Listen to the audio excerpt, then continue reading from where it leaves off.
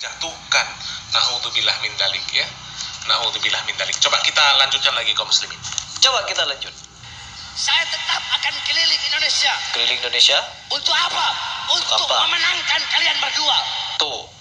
Untuk apa? Untuk memenangkan kalian berdua. Seolah-olah manusia satu ini memiliki kehendak setara Tuhan, bisa memenangkan orang yang dia pilih. Allah, ini kata-kata atau kalimat, saya akan keliling Indonesia untuk memenangkan Anies. Ingat di sini kalimat memenangkan. Seolah-olah dia memiliki kehendak setara Tuhan, teman-teman. Bukan insya Allah. Kalau Allah mengizinkan, kita akan berusaha berikhtiar untuk memenangkan Anies Baswedan. Bukan begini kalimatnya. Akan memenangkan.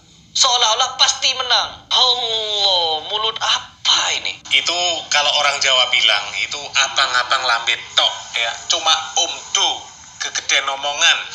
Ya. Ngomong mau keliling Indonesia, pret. Ya. Orang-orang seperti itu mau dipercaya apanya? Hah? La ilaha illallah ya. Buktinya nggak ada, nol buktinya. Mana keliling Indonesia? Hah?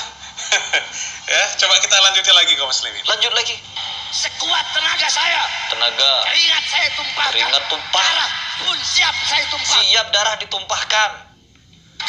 Untuk memenangkan kalian. Karena kalian adalah hasil pilihan dari ijtima ulama.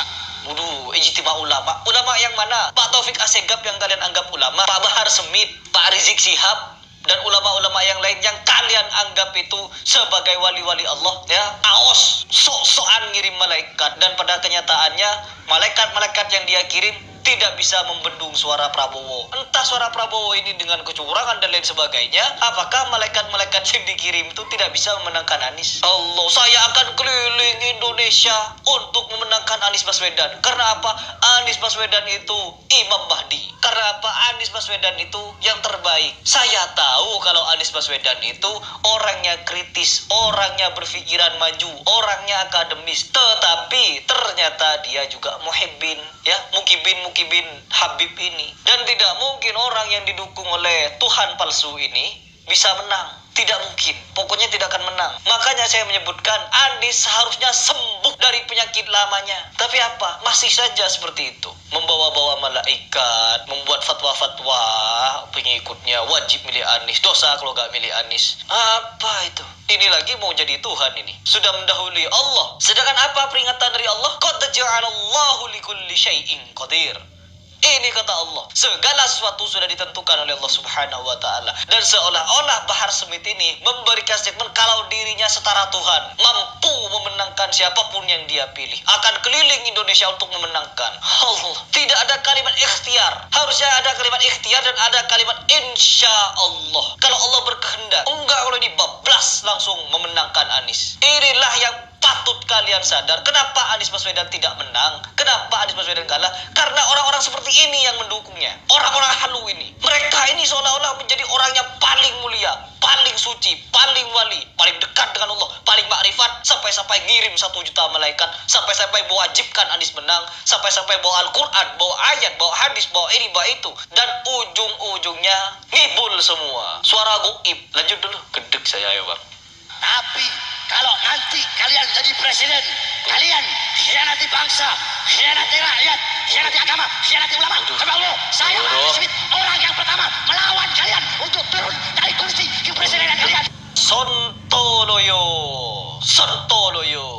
gedabers mulut orang ini. Seolah-olah karena sudah mau dimenangkan, nanti kalau kalian jadi presiden, kalau menentang hukum agama, menentang hukum dari ulama, menentang ini begitu, saya orang pertama yang akan menurunkan kalian.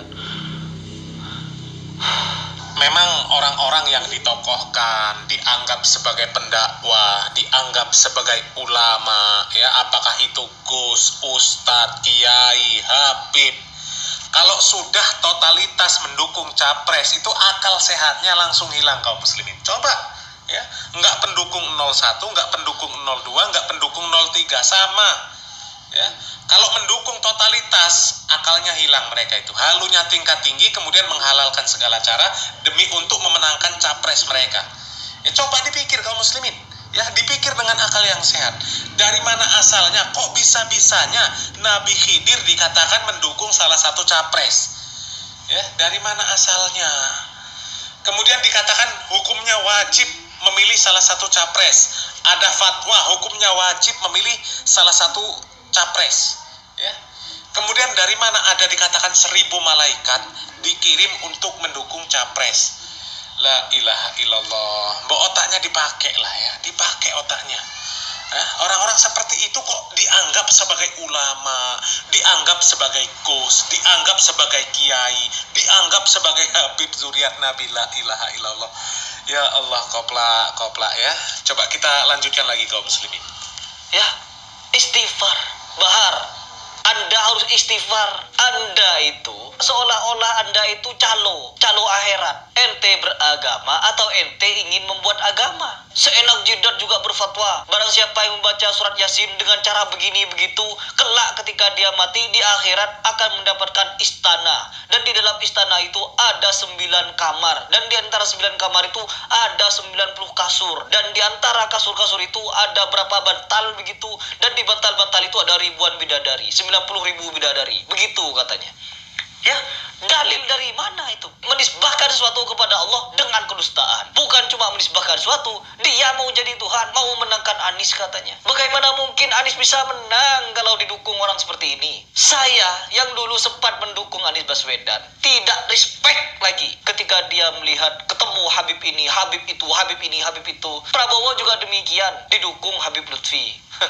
Tapi Habib Lutfi tidak separah Bahar Smith ini. Gus Miftah meskipun juga halu, ya Allah, ini apa-apaan? Ya, mari kita bangkit dari kehaluan ini. Saya juga memanfaatkan momen Pilpres ini untuk berdakwah kepada kalian, mengingatkan kepada kalian kalau pernyataan Bahar Smith ini mengandung kesyirikan, mengandung provokasi dan lain sebagainya. Sampai mau berdarah-darah, siap menghuluskan pedang katanya. Coba kita simak satu video yang dimana dia